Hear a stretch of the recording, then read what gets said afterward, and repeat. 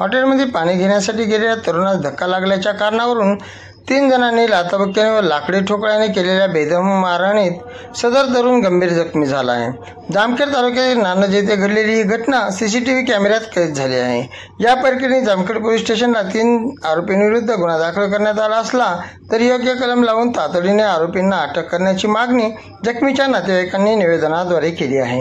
नानज येथे दिनांक 17 जून रोजी सायंकाळी 6 वाजण्याच्या सुमारास यातील फिर्यादी विक्रम बबन कोळी हा त्याचा भाऊ येण्याची वाट पाहत एका हॉटेलमध्ये थांबला होता।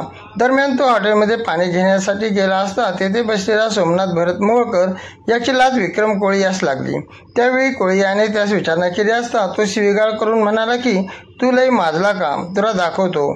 त्यानंतर फिर्यादी कोळी हा हॉटेल बाहेर आला असता तेथे उपस्थित असलेले आसिफ जब्बार शेख व छोट्या हारून शेख हे दोघे विक्रम कोळी जवळ आले व शिवीगाळ करू लागले।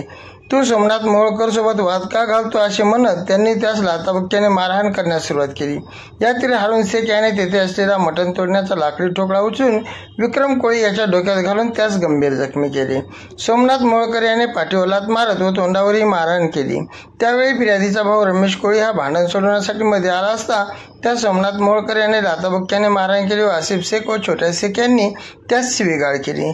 तसेच तुम्ही आमच्या नादी लागले तर तुम्हाला संपवून टाकेन अशी धमकीही दिली। या प्रकरणी फिर्यादी विक्रम बबन कोळी राहणार पोतेवाडी तालुका जामखेड यांनी दिलेल्या फिर्यादीवरून आरोपी सोमनाथ भरत मोळकर, आसिफ जब्बार शेख व छोट्या हारून शेख सर्व राहणार नानज तालुका जामखेड यांच्या विरुद्ध जामखेड पोलीस स्टेशनला गुन्हा दाखल करण्यात आला आहे।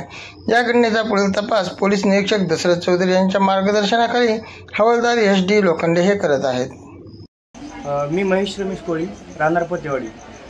मंगळवारी 17 जून रोजी माझे चुलते विकास बबन कोळी यांना गंभीर प्रतीची मारहाण नानज येथे करण्यात आली।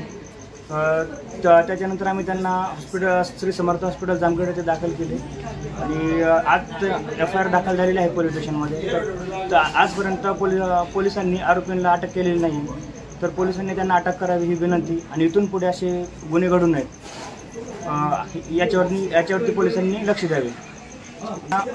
लाकडाच्या मोठ्या ठोकळ्याने गंभीर प्रतीची मारहाण करण्यात आली। त्या घटनेमध्ये त्यांचा जीवही जाऊ शकत होता।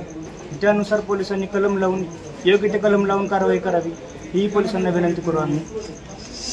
कारण पोलिसांनी आता जो गुन्हा दाखल केलेला आहे तो एकदम साधे कलम लावून गुन्हा दाखल केलेला आहे।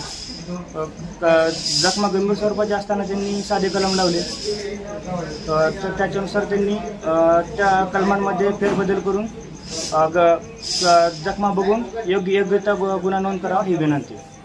जर आरोपींना आज अटक नाही झाली तर आम्ही माननीय उपविभागीय पोलीस अधिकारी तसेच जिल्हाधिकारी यांना एक निवेदन पत्र तयार करून आम्ही त्यांच्यापर्यंत सादर करू आणि त्यांच्याकडे विनंती करू की आरोपींवर लवकरात लवकर कारवाई करण्यात यावी।